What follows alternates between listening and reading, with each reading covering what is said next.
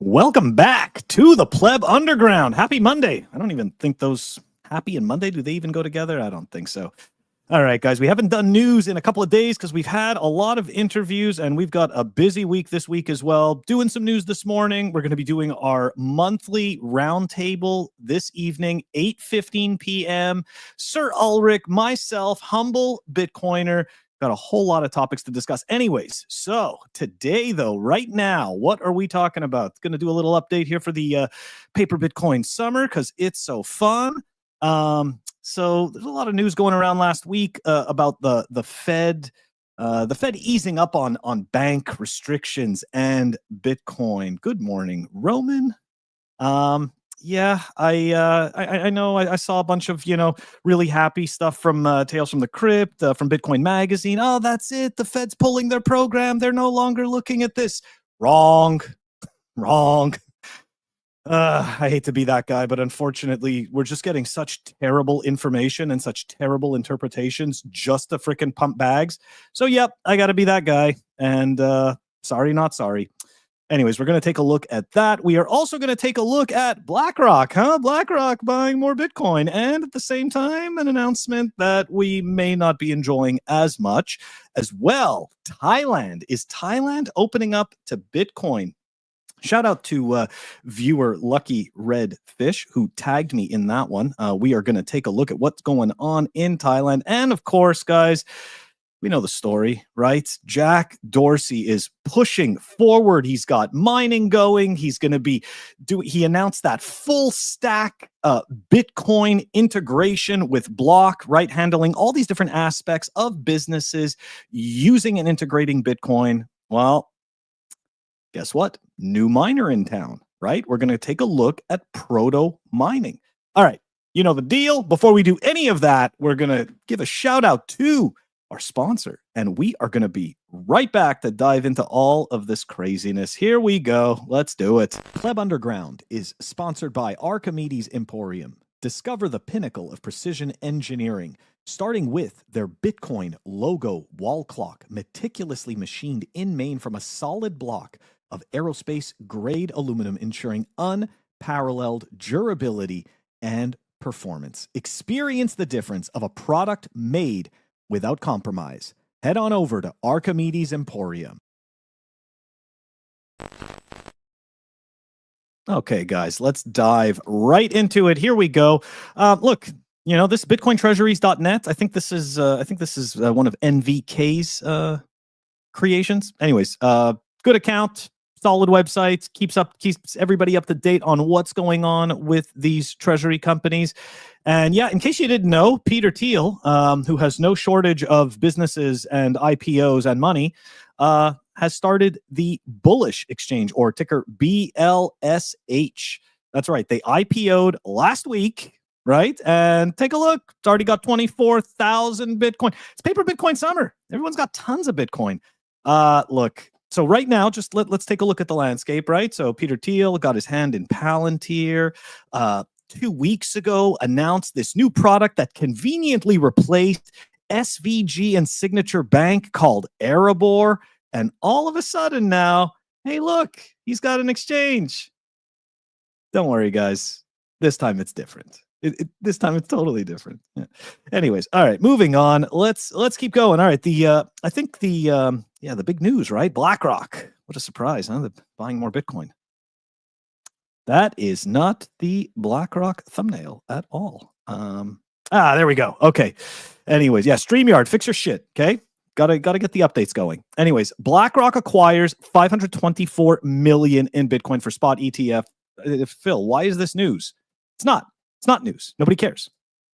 What is news, though? What's interesting to me is Larry Fink and Andre Hoffman, interim co-chairs of the World Economic Forum. Yeah. For the people who somehow under a rock during COVID, the World Economic Forum was pushing the Great Reset, right? And they were, we had guys like Klaus Schwab touting how we're gonna, eat the bugs, and how there's so much more protein and crickets and worms and stuff like that. And yeah, if this was reminiscent of like every single dystopian movie you could think of, that's what it was. Look, I'm not gonna, in terms of the tinfoil hat take, obviously, I'm not surprised that like one of the biggest world bankers is somehow affiliated or is interimly affiliated with the World Economic Forum. Do I think it really means anything for Bitcoin? Of course not. It's a giant nothing burger. But it does kind of paint that picture, right? That it's a big club and we're not in it. Totally unsurprising, though. Totally unsurprising. Anyways, something to look out, though, for, right? It's just good to know that he is so closely aligned with the World Economic Forum. And I'm very interested to see the types of decisions that he makes going forward. And we'll see how long he's going to stay as that interim chairman with Andre Hoffman. All right. Moving on. That's right. Everybody got us excited. Right? Everybody got us excited. That's it. The Federal Reserve's going to scrap the program devoted to policing banks on Bitcoin, crypto, and fintech activities. Phil, how can you be salty about this? Unfortunately, it's because I worked in an industry where I would literally create, one of my tasks was creating fluffy documentation and announcements like this that mean absolutely nothing, but that make us as individuals think that something good for us is actually happening. None of that is true. None of that is real. Okay. And I'll show why as soon as my screen catches up again. Okay. So this is what was exactly said. Okay. That the Federal Reserve Board will sunset its novel activities supervision program. So that means the separate little program that they put together, right? The little group of people that is currently separate, they're not going to be separate anymore. And they're going to return to monitoring banks' novel activities through the normal supervisory process. If you think that anything they just did is going away, you're just buying the hopium from the hopium dealers. That's all you're doing. You're buying it and you're smoking it. Yeah. So here we go. Continuing on. Board started its program to supervise certain crypto and fintech activities in banks. The board has strengthened its understanding of those activities. They've done their research, right? The related risks, the bank risk management practices. The board is integrating that knowledge. Why does nobody actually read these articles? Because all the meat is in there, right? Isn't it like Bitcoin? Aren't we all a bunch of carnivores, right? Don't we all love beef? Where's the meat? Well, the meat's in the article. Anyways, the board is integrating that knowledge and the supervision of those activities back into the standard supervisory process and is rescinding its 2023 supervisory letter creating the program. So in English, right, what that means is, hey, we did a bunch of lessons learned. We've written down, we've documented all of these lessons and created a bunch of processes and standards. And now we don't need a separate program to monitor this anymore. Now we're going to take all of that knowledge and we're going to shoehorn it into our existing process. That's all that happened. So all these hopium, all these like hopium outlets that are telling you that like, oh, that's it. Yeah, it's great. Green lights, bank loves Bitcoin. They don't know that's not what this is.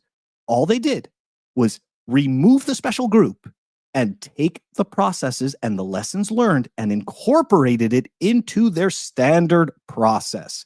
This is not a win. Okay, it's not a win. Anyways. All right. Some actual some good news, right? So now we'll bounce over to some actual good news, right? Instead of this fake good news that we keep getting touted every single time. All right. So proto mining, right? We saw this. This started to make a buzz last week. I watched the great little video, got me all excited too. It really does show how miners are now, Bitcoin miners are moving up in terms of their tech. Like, so anyways, proto mining, right? Let's see, what is it? What are we doing here? Marks the end of rip and replace Bitcoin mining, right? Proto rig, the first miner built to be infrastructure, replaceable hash board, save 15 to 20% with each cycle, works with legacy facility setups. The point is that this is hot, swappable hardware. Okay. And this essentially, at least in the IT world, all of a sudden made things so much easier, right? Your infrastructure now, it's no longer, like it says here, it's no longer this giant rip and replace where you have to remove all of the infrastructure. You can create the framework, you can create the infrastructure, and then simply monitor and replace parts as they need to be upgraded or as they fail. So, you know what? Like, as much as I give jack shit, that's good stuff, right? Like, this is definitely a step in the right direction, and I'm not going to complain about this. I want to see Bitcoin mining become decentralized.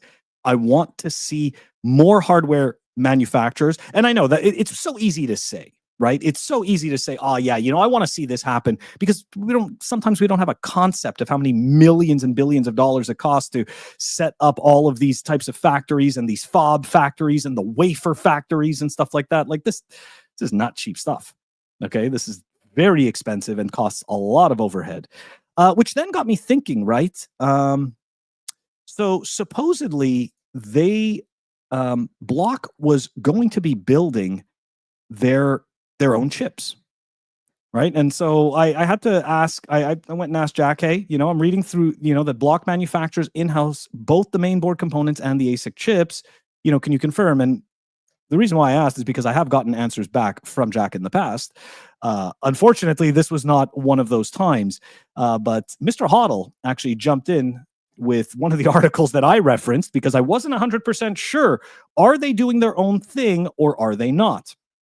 So here, Block has confirmed that it has bought a large number of mining chips from Intel. So essentially what it is that, to my knowledge right now, okay, these chips are being made in the States, and they're, if I understood correctly, they were made by Intel, and from what I saw, Block intends to be manufacturing this hardware on their own. But like fellow Bitcoiner Rob Hamilton pointed out yesterday, there's really only two main manufacturers of chips.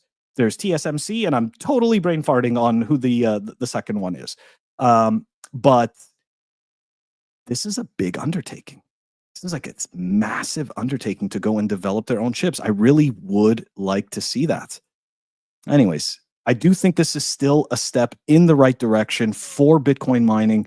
We see a whole bunch of people fighting over a bunch of random nonsense right now, like client implementations and stuff like that, and features that they want. But the reality is that, if you ask me, Bitcoin mining centralization is kind of one of those elephants in the room, right? It's kind of maybe even the biggest elephant in the room.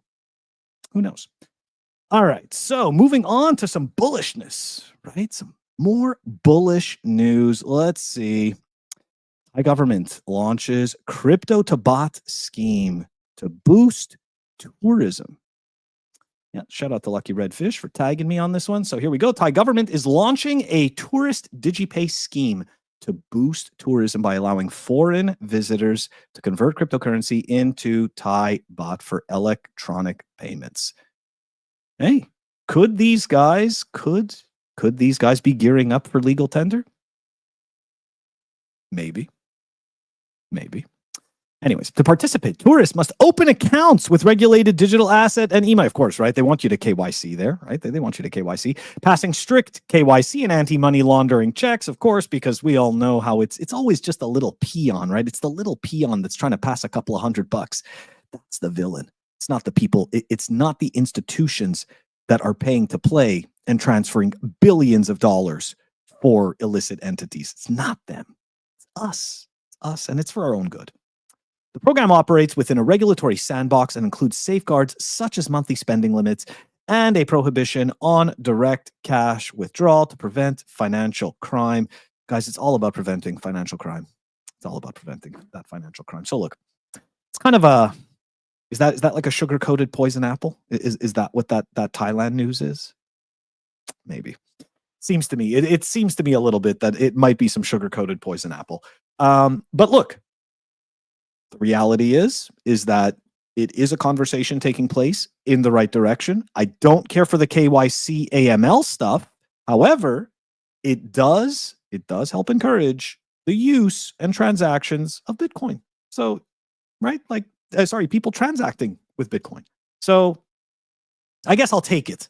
I guess I'll take it begrudgingly.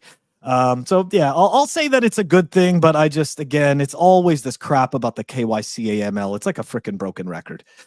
All right, guys, that is going to do it for us for today. Again, one more reminder, don't forget, this evening, 8:15 p.m. Eastern time, we're going to be going over so much drama that's going on in the Bitcoin space. It's going to be myself, Sir Ulrich, and Humble Warrior. Guys, that's going to do it for this daily episode of Pleb Underground. Signal without the slop. I will catch you on the next one. Peace. Actually, I'll catch you tonight. Peace.